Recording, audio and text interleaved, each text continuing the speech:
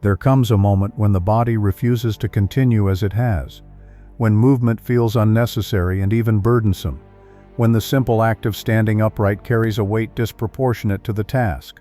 One lies down not from laziness but from an unspoken compulsion, as though gravity itself has increased. The limbs grow heavy without injury, the mind grows quiet without relief, and the will no longer rallies to familiar incentives.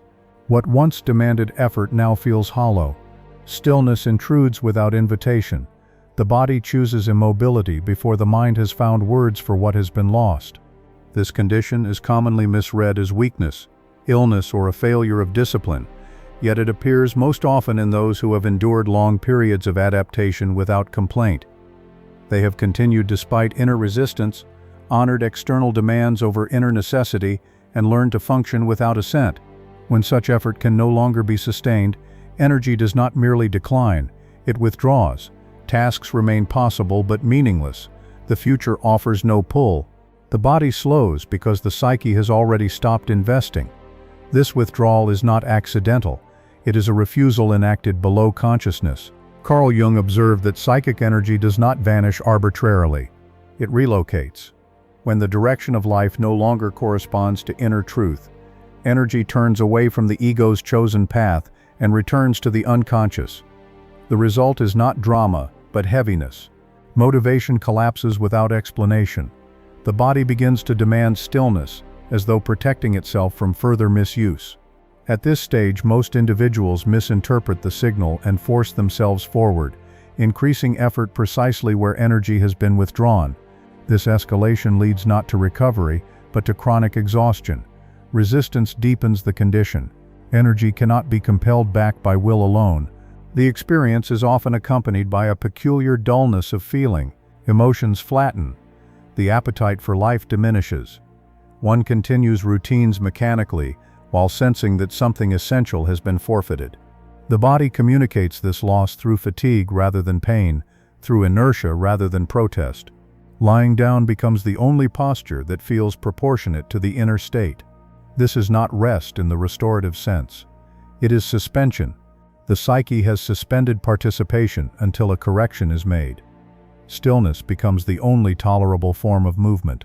Carl Jung did not regard such withdrawal as pathological in itself.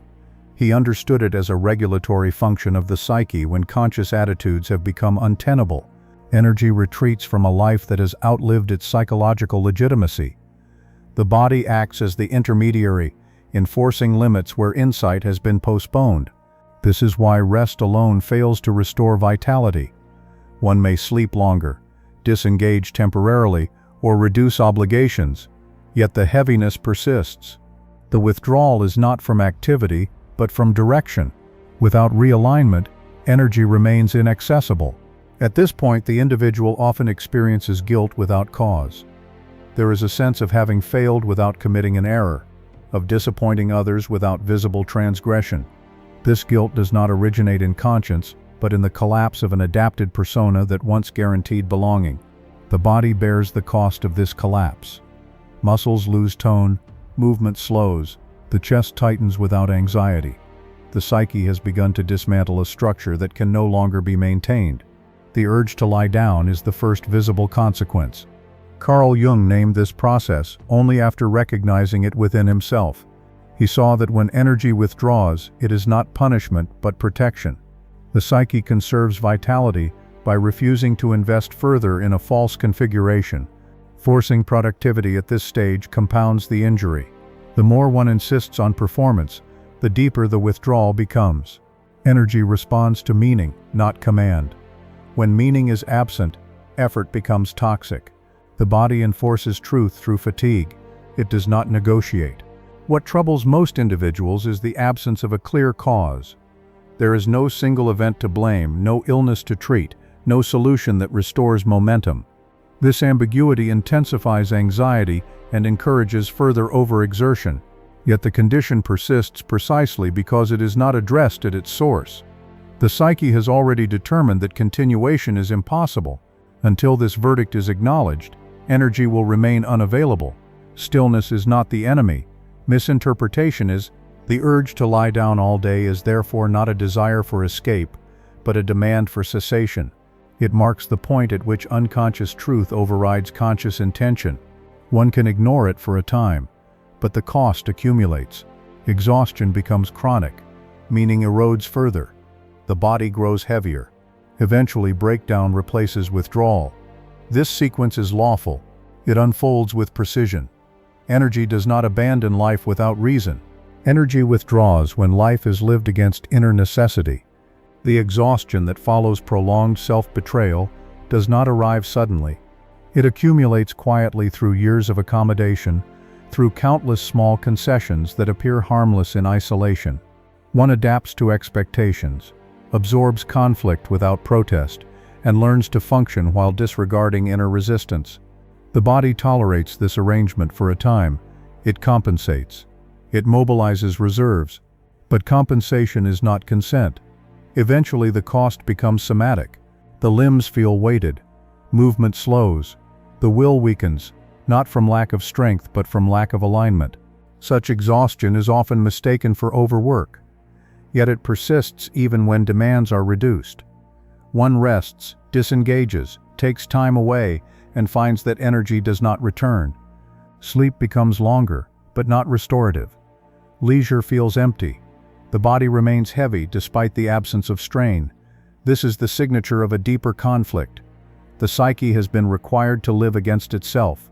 Energy has been spent maintaining an adaptation that no longer corresponds to inner necessity. Rest cannot repair what meaning has eroded. Carl Jung recognized that adaptation becomes pathological when it is prolonged beyond its rightful duration. The psyche can endure temporary compromise, but it cannot survive permanent falsification. When a person consistently suppresses disagreement, ignores instinctive refusal, or lives primarily to preserve external harmony, the inner economy is disturbed. Energy is diverted toward maintaining appearances rather than sustaining life. Over time, this diversion produces fatigue that no amount of rest can resolve. The body signals depletion because the psyche has been spending against its own future. This condition is marked by a particular emotional flatness. Joy no longer arises spontaneously. Desire diminishes. Even suffering loses intensity. The individual continues to function, but without participation. Daily tasks feel mechanical. Conversations feel distant. The appetite for life itself weakens. The body mirrors this disengagement through heaviness and inertia. Muscles lose responsiveness. The chest tightens without fear. Breathing becomes shallow. These are not symptoms of depression in the conventional sense. They are indicators of prolonged self-abandonment. Carl Jung understood that when inner truth is repeatedly ignored, the psyche withdraws its cooperation. Energy becomes inaccessible because it has been misused. This is why discipline fails to restore vitality at this stage. Effort applied in the wrong direction accelerates depletion. One can force movement, maintain routines, and fulfill obligations, yet each act deepens exhaustion. The psyche does not reward persistence in error. It resists. Vitality returns only when energy is permitted to flow toward what has been denied. Many attempt to resolve this condition through rest alone. They seek retreats, extended sleep, or periods of inactivity, believing that fatigue will dissipate once demands cease. Yet the heaviness remains. Stillness without reorientation becomes stagnant. The body does not recover because the underlying conflict persists. Rest restores energy only when it follows expenditure aligned with inner purpose. When expenditure itself has been misdirected, rest merely preserves the stalemate. Meaning must be addressed before vitality can return. The cost of prolonged self-betrayal is therefore cumulative. Each ignored impulse, each unspoken refusal, each adaptation made without inner assent contributes to the eventual collapse of motivation. The psyche keeps account. It tolerates imbalance temporarily, but enforces correction eventually. The body becomes the site of enforcement.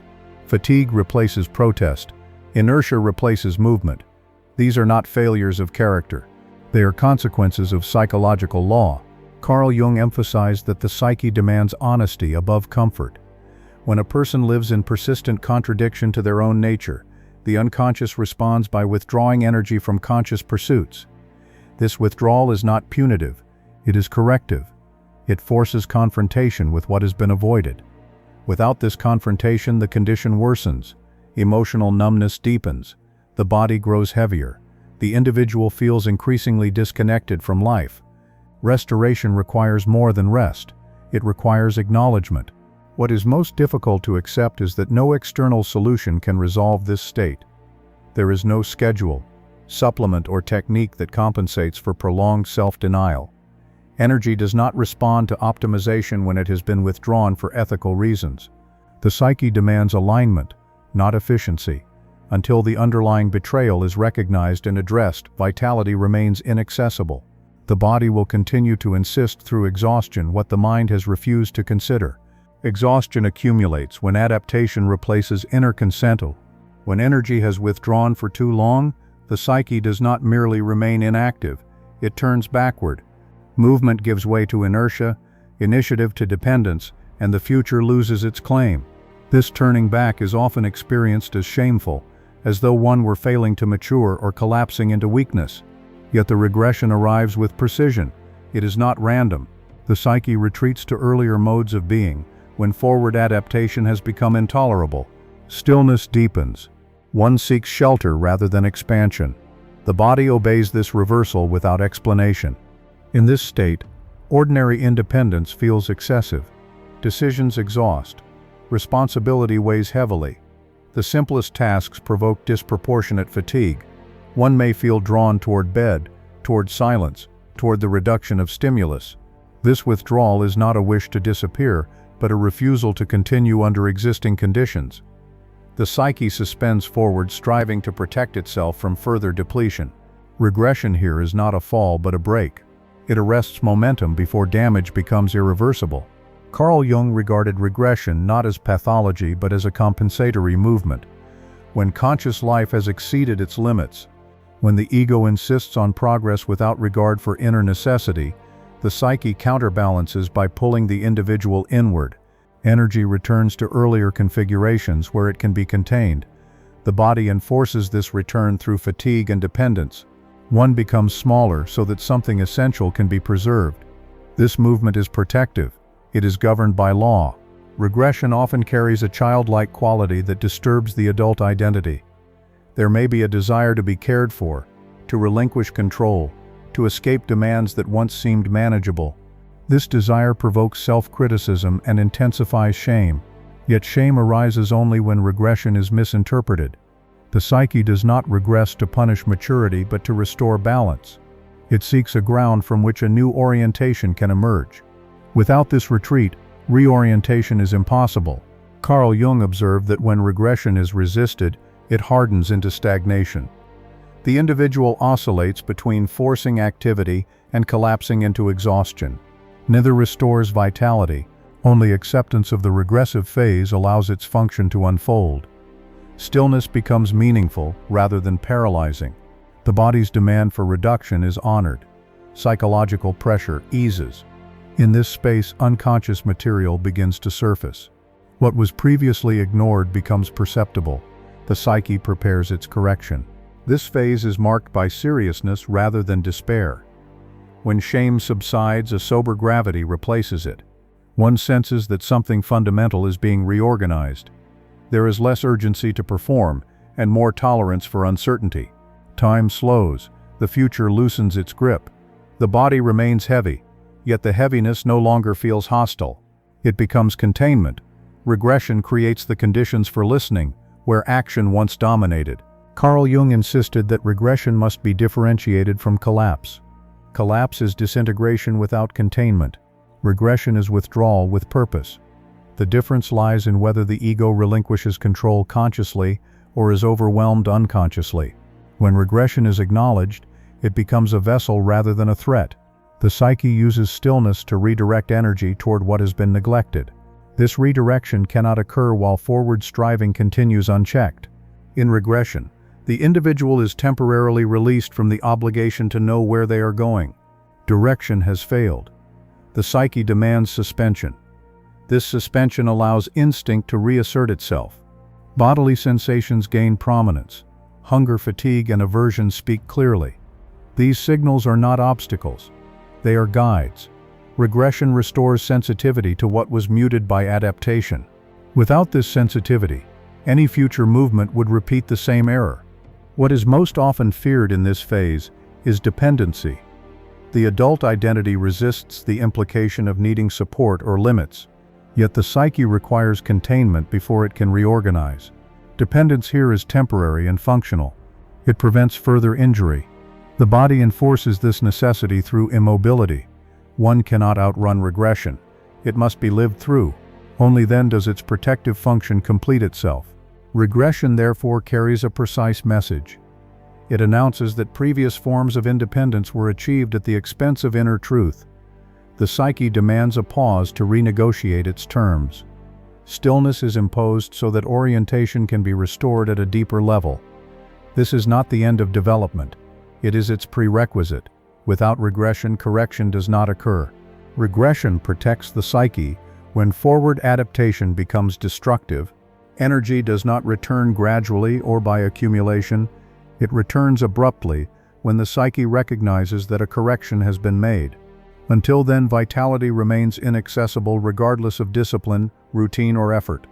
One may resume activity, impose structure, and restore outward order, yet the body remains heavy. This persistence is not stubbornness, it is accuracy. Energy responds only to realignment. When life is reorganized merely on the surface, the psyche withholds its cooperation. Vitality is not fuel to be managed, it is a verdict. The moment of realignment is often quiet and unremarkable. There is no surge of enthusiasm, no sudden optimism. Instead, there is a subtle easing of resistance. Movement no longer feels hostile. Tasks regain proportion. The body responds without persuasion.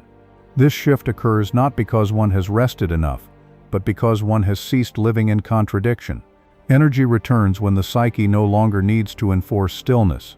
The body releases its hold once truth has been acknowledged. Correction precedes vitality. Carl Jung understood that energy belongs to the psyche before it belongs to the will. It flows toward what is psychologically justified and withdraws from what has lost legitimacy. This is why discipline alone fails. Discipline can compel behavior but not consent. Without consent, effort becomes extractive. The psyche resists being exploited by ideals it no longer serves. When correction occurs, effort feels lighter, not because demands are fewer, but because energy is no longer divided against itself. Realignment does not require dramatic change. It requires precise change. Often it involves a single decision long postponed, a boundary long avoided, or a truth long suppressed. The psyche recognizes these moments immediately. The body responds with relief rather than excitement. Breathing deepens, muscles regain tone, appetite returns. These are not rewards, they are confirmations. Energy signals that it is once again being spent in accordance with inner necessity. Carl Jung emphasized that responsibility cannot be avoided at this stage. Once the psyche has withdrawn energy, it will not return it without consequence. The individual must assume responsibility for the life they are living, not the one they imagine. Correction demands sacrifice. Something must be relinquished. A role, an identity, a fantasy of endurance.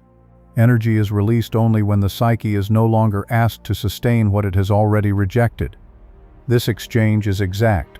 What many resist is the permanence of this correction. One cannot return to the previous configuration without consequence. The psyche remembers. If energy is coerced back into old patterns, withdrawal resumes more swiftly and with greater severity. This is why recovery followed by relapse feels worse than the initial collapse. The psyche tightens its enforcement. It will not negotiate repeatedly. Correction must be maintained. Alignment is not a phase, it is a condition. Carl Jung regarded vitality as evidence of ethical coherence within the psyche. When action, feeling, and instinct are aligned, energy circulates freely. When they are divided, energy stagnates or withdraws. This coherence cannot be simulated. It must be lived. The body becomes the arbiter when consciousness resists. Fatigue enforces truth where insight has failed. Once correction is made, enforcement ceases. The body releases its pressure because it is no longer required. Energy therefore returns not as motivation, but as capacity. One does not feel driven. One feels able. The difference is decisive. Capacity does not compel action, it permits it. This permission is the sign that the psyche has accepted the new orientation. Life resumes without urgency. Movement occurs without strain. Stillness remains available, but no longer compulsory. The body no longer needs to insist. The correction holds. This sequence is not moralistic. It is lawful. Energy obeys psychological truth with the same inevitability that the body obeys gravity. No amount of effort alters this law. One either lives in accordance with inner necessity or pays through withdrawal. There is no alternative arrangement. Vitality is contingent. It must be earned through alignment, not demanded through force. Energy returns only after psychological correction is made,